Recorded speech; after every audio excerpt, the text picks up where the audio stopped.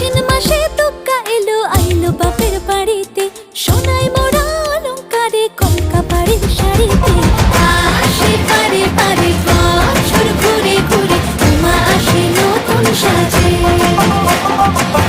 আসে পারে পারে বছর ঘুরে ঘুরে, উমা আসে নতুন সাজে।